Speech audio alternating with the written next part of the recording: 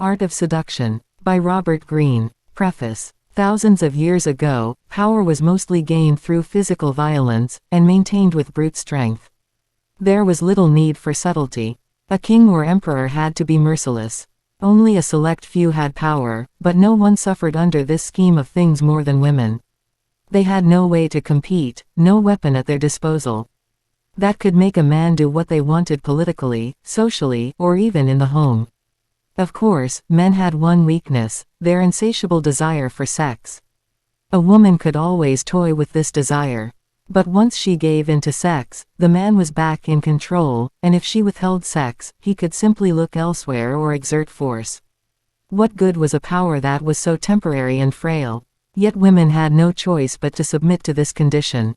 There were some, though, whose hunger for power was too great, and who, over the years, through much cleverness and creativity, invented a way of turning the dynamic around, creating a more lasting and effective form of power.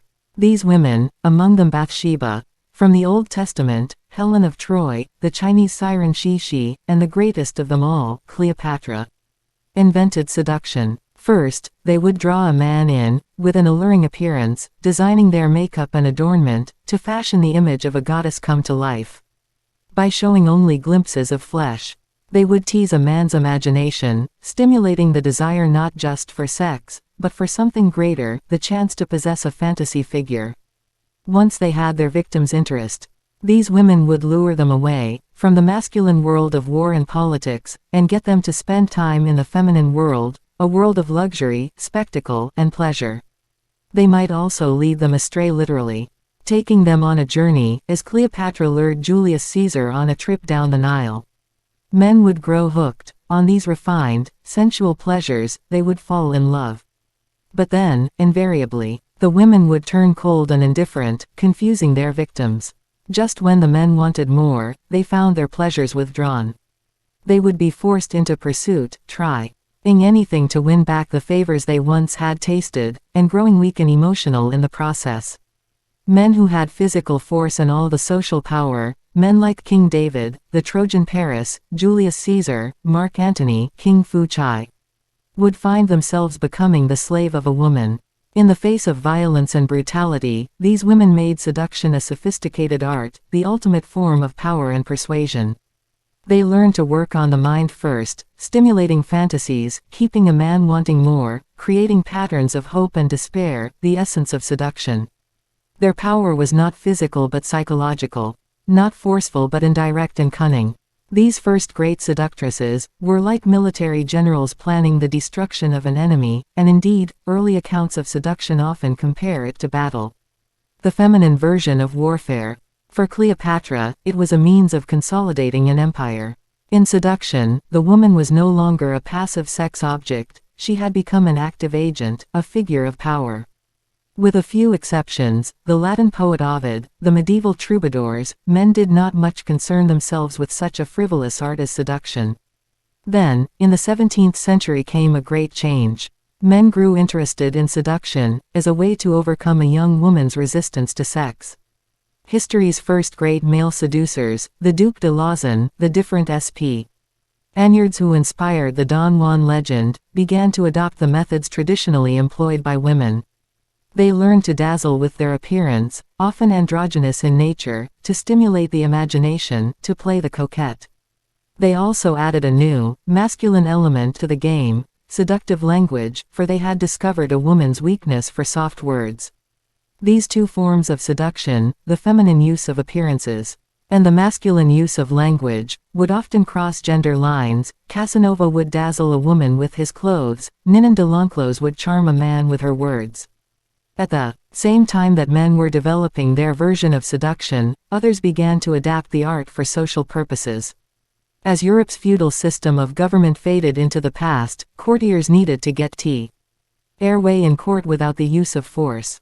They learned the power to be gained by seducing their superiors and competitors, through psychological games, soft words, a little coquetry. As culture became democratized, actors, dandies, and artists came to use the tactics of seduction as a way to charm and win over their audience and social milieu. In the 19th century, another great change occurred. Politicians like Napoleon, consciously saw themselves as seducers, on a grand scale. These men depended on the art of seductive oratory, but they also mastered what had once been feminine strategies, staging vast spectacles, using theatrical devices, creating a charged physical presence. All this, they learned, was the essence of charisma and remains so today. By seducing the masses, the why could accumulate immense power without the use of force. Today, we have reached the ultimate point in the evolution of seduction. Now more than ever, force or brutality of any kind is discouraged. All areas of social life require the ability to persuade people, in a way that does not offend or impose itself. Forms of seduction can be found everywhere, blending male and female strategies. Advertisements insinuate. The soft sell dominates. If we are to change people's opinions, and affecting opinion is basic to seduction, we must act in subtle, subliminal ways. Today no political campaign can work without seduction. Since the era of John F. Kennedy, political figures are required to have a degree of charisma, a fascinating presence to keep their audience's attention, which is half the battle.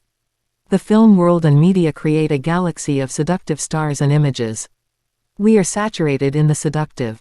But even if much has changed in degree and scope, the essence of seduction is constant. Never be forceful or direct, instead. Use pleasure as bait, playing on people's emotions, stirring desire and confusion, inducing psychological surrender. In seduction as it is practiced today, the methods of Cleopatra still hold. People are constantly trying to influence us, to tell us what to do, and just as often we tune them out, resisting their attempts at persuasion. There is a moment in our lives, however, when we all act differently when we are in love. We fall under a kind of spell. Our minds are usually preoccupied with our own concerns, now they become filled with thoughts of the loved one. We grow emotional, lose the ability to think straight, act in foolish ways that we would never do otherwise. If this goes on long enough, something inside us gives way, we surrender to the will of the loved one. And to our desire to possess them. Seducers are people who understand the tremendous power contained in such moments of surrender. They analyze what happens when people are in love. Study the psychological components of the process, what spurs the imagination, what casts a spell. By instinct and through practice, they master the art of making people fall in love, as the first seductresses knew. It is much more effective to create love than lust. A person in love is emotional, pliable, and easily misled. The origin of the word seduction is the Latin for to lead astray. A person in lust is harder to control, and, once satisfied, may easily leave you. Seducers take their time, create enchantment and the bonds of love, so that when sex ensues, it only further enslaves the victim. Creating love and enchantment becomes the model for all seductions, sexual, social, political. A person in love will surrender. It is pointless to try to argue against such power. Oh, imagine that you are not interested in it, or that it is evil and ugly. The harder you try to resist the lure of seduction as an idea, as a form of power, the more you will find yourself fascinated. The reason is simple. Most of us have known the power of having someone fall in love with us. Our actions, gestures, the things we say, all have positive effects on this person. We may not completely understand what we have done right. But this feeling of power is intoxicating. It gives us confidence, which makes us more seductive. We may also experience this in a social or work setting. Why we are in an elevated mood and people seem more responsive, more charmed by us. These moments of power are fleeting, but they resonate in the memory with great intensity. We want them back. Nobody likes to feel awkward or timid or unable to reach people. The siren call of seduction is irresistible because power is irresistible, and nothing will bring you more power in the modern world than the ability to seduce. Repressing the desire to seduce is a kind of hysterical reaction, revealing your deep-down fascination with the process. You are only making your desires stronger. Someday, they will come to the surface. To have such power does not require a total transformation in your character, or any kind of physical improvement in your looks. Seduction is a game of psychology, not beauty. And it is within the grasp of any person to become a master at the game. All that is required is that you look at the world differently, through the eyes of a seducer. A seducer does not turn the power off and on. Every social and personal interaction is seen as a potential seduction. There is never a moment to waste. This is so for several reasons. The power seducers have over a man or woman works in social environments. Because they have learned how to tone down the sexual element without getting rid of it. We may think we see through them, but they are so pleasant to be around anyway that it does not matter. Trying to divide your life into moments in which you seduce, and others in which you hold back, will only confuse and constrain you. Erotic desire and love lurk beneath the surface of almost every human encounter. Better to give free rein to your skills than to try to use them only in the bedroom. In fact, the seducer sees the world as his or her bedroom. This attitude creates great seductive momentum. And with each seduction you gain experience and practice. One social or sexual seduction makes the next one easier, your confidence growing and making you more alluring. People are drawn to you in greater numbers, as the seducer's aura descends upon you. Seducers have a warrior's outlook on life. They see each person as a kind of walled castle to which they are laying siege. Seduction is a process of penetration, initially penetrating the target's mind, their first point of defense. Once seducers have penetrated the mind, making the target fantasize about them. It is easy to lower resistance and create physical surrender. Seducers do not improvise, they do not leave this process to chance. Like any good general, they plan and strategize, aiming at the target's particular weaknesses. The main obstacle to becoming a seducer is this foolish prejudice we have of seeing love and romance as some kind of sacred, magical realm, where things just fall into place if they are meant to. This might seem romantic and quaint, but it is really just a cover for our laziness. What will seduce a person is the effort we expend on their behalf, showing how much we care, how much they are worth. Leaving things to chance is a recipe for disaster, and reveals that we do not take love and romance very seriously. It was the effort Casanova expended, the artfulness he applied to each affair, that made him so devilishly seductive. Falling in love is a matter not of magic but of psychology. Once you understand your target's psychology and strategize to suit it, you will be better able to cast a magical spell. A seducer sees love not as sacred, but as warfare, where all is fair. Seducers are never self-absorbed. Their gaze is directed outward, not inward. When they meet someone, their first move is to get inside that person's skin, to see the world through their eyes. The reasons for this are several. First, self-absorption is a sign of insecurity, it is anti-seductive. Everyone has insecurities, but seducers manage to ignore them, finding therapy for moments of self-doubt, by being absorbed in the world. This gives them a buoyant spirit, we want to be around them. Second, getting into someone's skin, imagining what it is like to be them, helps the seducer gather valuable information, learn what makes that person tick, what will make them lose their ability to think straight, and fall into a trap. Armed with such information, they can provide focused and individualized attention, a rare commodity in a world in which most people see us only from behind the screen of their own prejudices. Getting into the target's skin is the first important tactical move in the war of penetration. Seducers see themselves as providers of pleasure, like bees that gather pollen from some flowers and deliver it to others. As children, we mostly devoted our lives to play and pleasure. Adults often have feelings of being cut off from this paradise, of being weighed down by responsibilities. The seducer knows that people are waiting for pleasure, they never get enough of it from friends and lovers, and they cannot get it by themselves. A person who enters their lives, offering adventure and romance, cannot be resisted. Pleasure is a feeling of being taken past our limits, of being overwhelmed by another person, by an experience.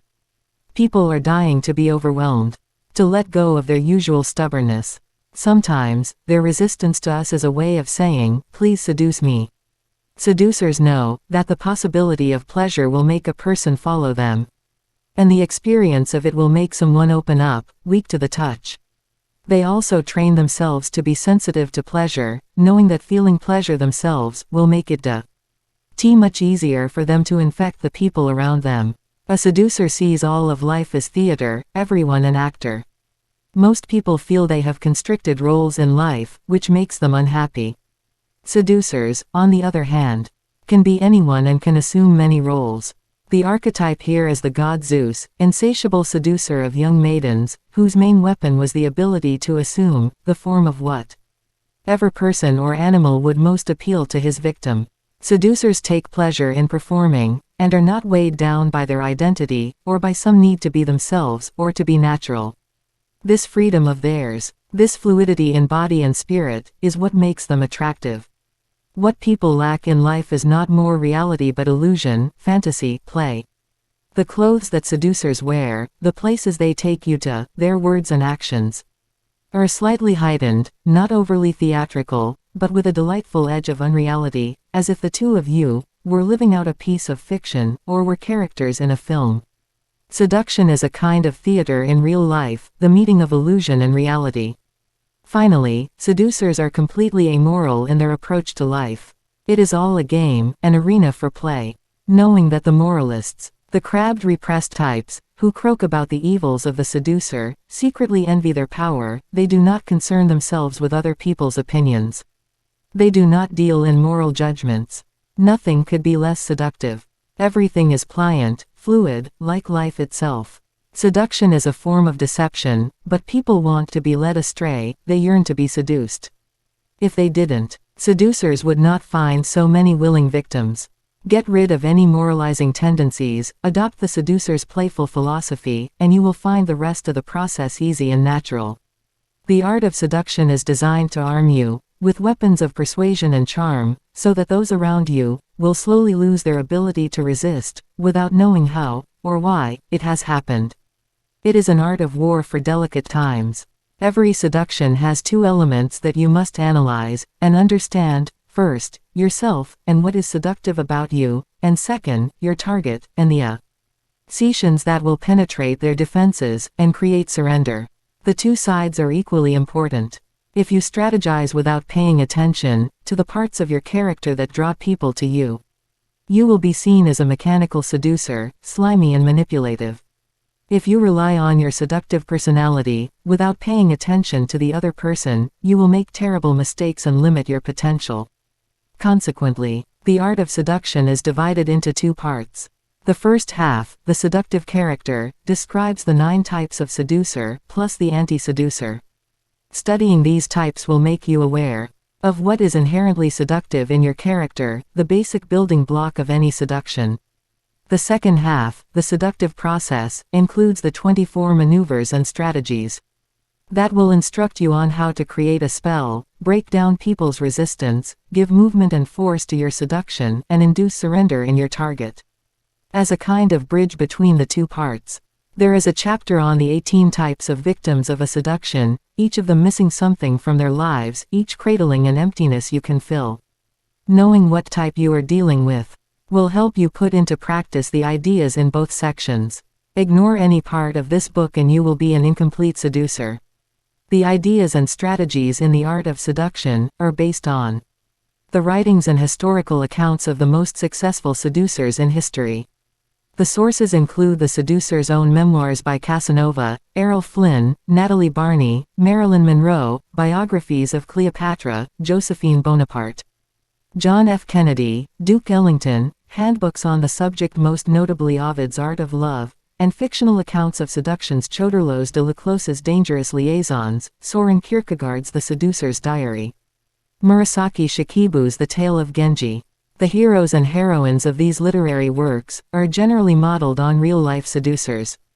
The strategies they employ reveal the intimate connection between fiction and seduction, creating illusion and leading a person along. In putting the book's lessons into practice, you will be following in the path of the greatest masters of the art. Finally, the spirit that will make you a consummate seducer is the spirit in which you should read this book. The French writer Denis Diderot once wrote, "I give my mind the liberty to follow the first wise or foolish idea that presents itself, just as in the Avenue de Foy, our dissolute youths follow close on the heels of some strumpet, then leave her to pursue another, attacking all of them and attaching themselves to none. My thoughts are my strumpets." He meant that he let himself be seduced by ideas, following whichever one caught his fancy until a better one came along. His thoughts infused with a kind of sexual excitement. Once you enter these pages, do as Diderot advised, let yourself be lured by the stories and ideas, your mind open and your thoughts fluid. Slowly, you will find yourself absorbing the poison through the skin, and you will begin to see everything as a seduction, including the way you think, and how you look at the world. Most virtue is a demand for greater seduction. Natalie Barney. Side notes. Oppression and scorn, thus, Aaron must have been generally the share of women in emerging societies. This state lasted in all its CE until centuries of experience taught them to substitute skill for force. Women at last sensed that, since they were weaker, their only resource was to seduce. They understood that if they were dependent on men through force, men could become dependent on them through pleasure. More unhappy than men, they must have thought and reflected earlier than did men. They were the first to know that pleasure was always beneath the idea that one formed of it, that the imagination went farther than nature. And once these basic truths were known, they learned first to veil their charms in order to awaken curiosity. They practiced the difficult art of refusing, even as they wished to consent. From that moment on, they knew how to set men's imagination afire. They knew how to arouse and direct desires, as they pleased.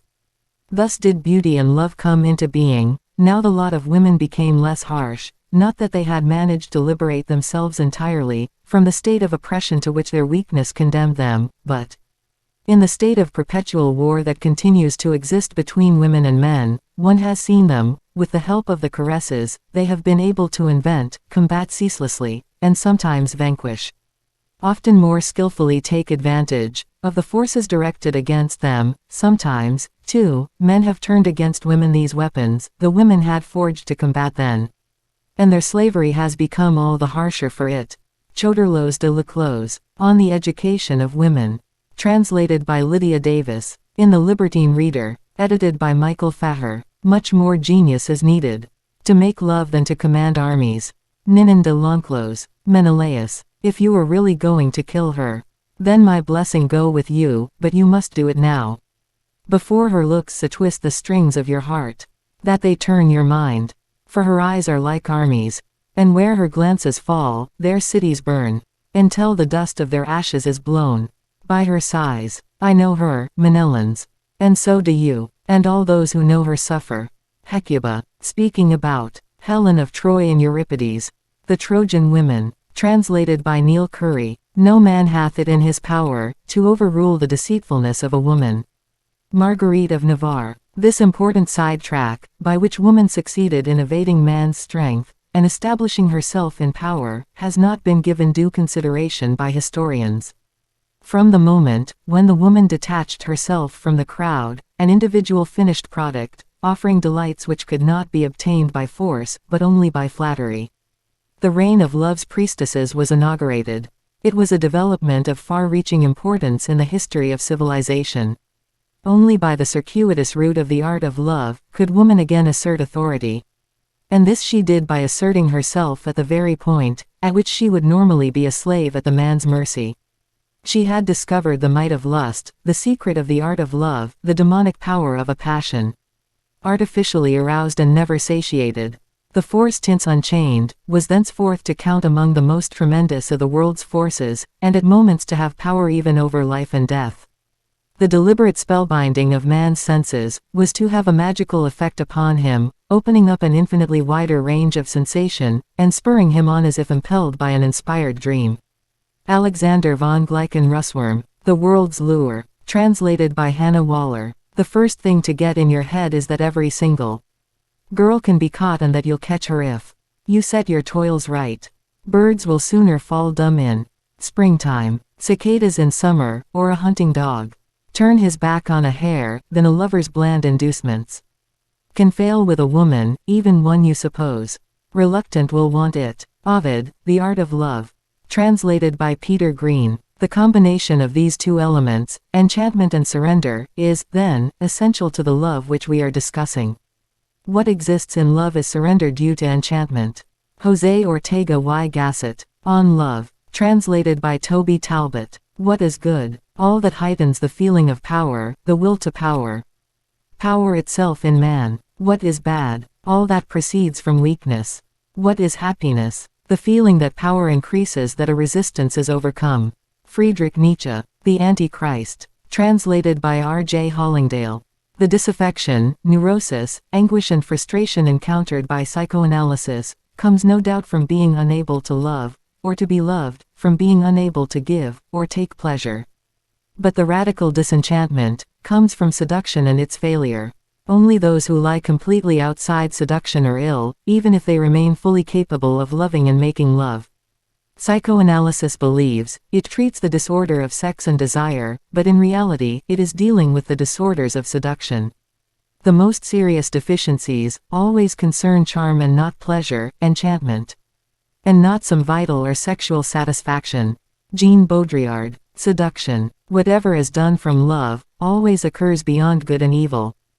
Friedrich Nietzsche. Beyond Good and Evil. Translated by Walter Kaufmann. Should anyone here in Rome lack finesse at love-making, let him try me, read my book, and results are guaranteed. Technique is the secret. Charioteer, sailor, oarsman.